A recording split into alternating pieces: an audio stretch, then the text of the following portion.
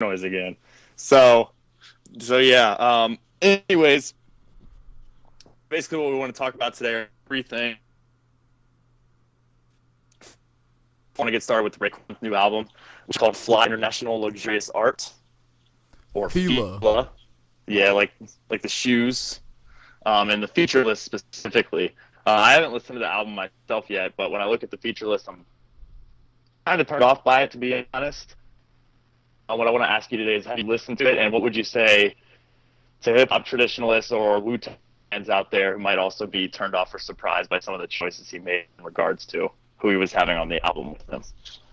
All right. One thing before I start, try and get to an area with better service. You're kind of crapping out on me. But in terms of what you said, I listened to it about 2.5 times this morning, just kind of going about my day. And people who are worried about the feature list should not worry at all.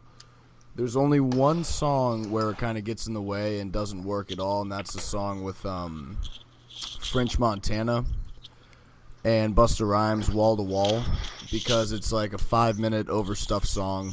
French Montana's verse is not too great, but Busta Rhymes has a solid one, but it's so long that you kind of lose interest. There's really not that many features. Like, there's Snoop Dogg on the one, there's Rick Ross, and I don't count Ghostface because they work so well together that's not really a feature to me. That's just kind of like, doing what they do. But on paper, it looks overstuffed like a rap album in the late 90s, early 2000s would, where it's like you got to get every feature from every artist in the top 10. But in execution, like when you listen to it, you don't notice. Raekwon takes center stage, and it's not really a worry.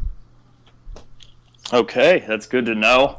It's good to know. Yeah, I was gonna say, I'm looking at it, and the really only ones that kind of stuck out to me were like Ghostface and Snoop Dogg. It's just such a random assortment for any Wu-Tang rapper to have that many people outside of the clan, and But that's good to know that it doesn't really overshadow the album's importance. But it doesn't. But at the same time, it feels very dated.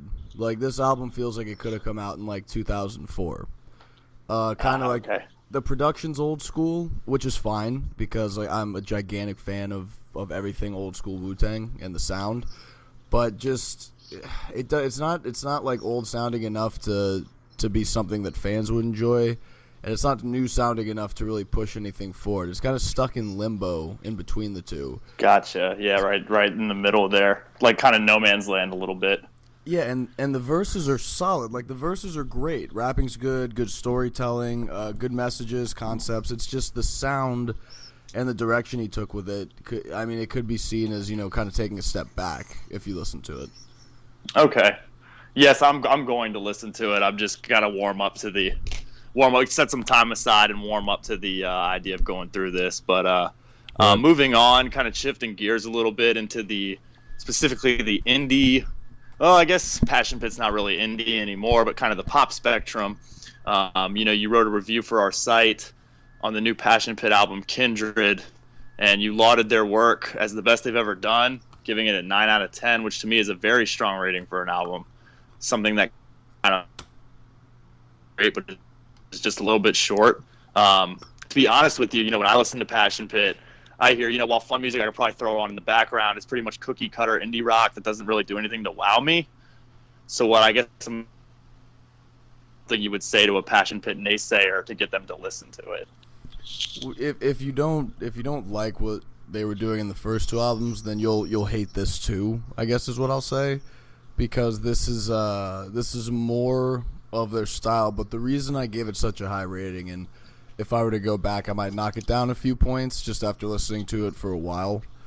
But I liked it so much because it was more, like I said in my review, the songs that come out of Passion Pit are just Michael Angelicos.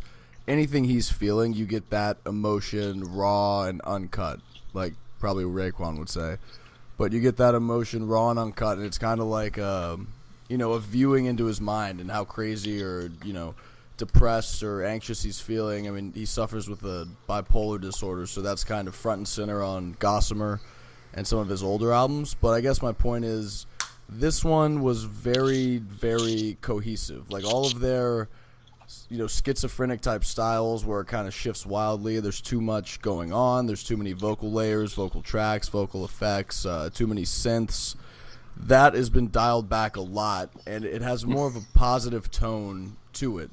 So those two things actually work in Passion Pit's favor. Like they took a new direction, and it paid off for him. And after listening to him for a long time, I thought that I had to give that rating to reward not only them being creative, but them being creative while sticking to their style and kind of evolving it and not just ditching it and trying something completely new, because it worked great. It was just basically a new version of their style, and it's way more toned down and a lot easier to listen to than it was on the past two. Okay, great. More focused. It's always good. More positive too, randomly. I mean, I don't know if that matters. I love negative music, but for Passion Pit, like the way their music is, it works when they're talking about positive things, Right, yeah, they've always kind of, like I was going to touch on the lead singer's, disorder there for a minute, not harp on it too much, but just kind of, his lyrics wouldn't really match the melody, so to speak. And that's, that's a proven trope in rock music, that you can have depressing lyrics with an upbeat song, but with them it's just so sugary, right. that I think that upbeat music should match, not trying to, try to change the lead singer at all, because he is pretty unique, but it's just that's kind of refreshing to hear that, because his lyrics reflect his life. So I think it's refreshing to hear that if his lyrics are positive, he might be a little bit more of a happier person than he has been in the past. Yeah. But okay, and to kind of close this thing out, 2015's had some incredible releases so far. We've just been, it feels like almost every major rapper's released something, at least a quarter of them, I would say. You got Tyler the Creator, Earl Sweatshirt, Kendrick, and then the rock game's been real strong too. We've seen the return of Modest Mouse, some great releases from some indie bands like Ava Luna, Waxahachie, and also, in the mainstream as well, Alabama Shakes. I guess just give us one album or mixtape that has come out in 2015 that you don't think many people would know but should. I mean, even though it did hit number one the first week, I would say Wale's album About Nothing. Only because I feel like a lot of people won't listen to it because of his last few releases, and they should, because it's actually an earnest, honest, very emotional, and it works, and it's good music. So I would say that'd be my one, where don't sleep on it just because he's been sucking. He's back, in a sense.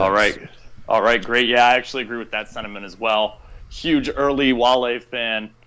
Not a big fan of, probably like most people, not a big fan of what he had been doing in the last 5 or 6 years. You actually wrote a good review on that one as well that I actually wholeheartedly agree with, about his sort of return to old form. So I definitely agree with you on that one. Well, that closes this segment of 3 questions, 3 and out, 3 bars, 3 whatever. We'll take whatever suggestions. But that does it for me. Chris Lewis, Keith May.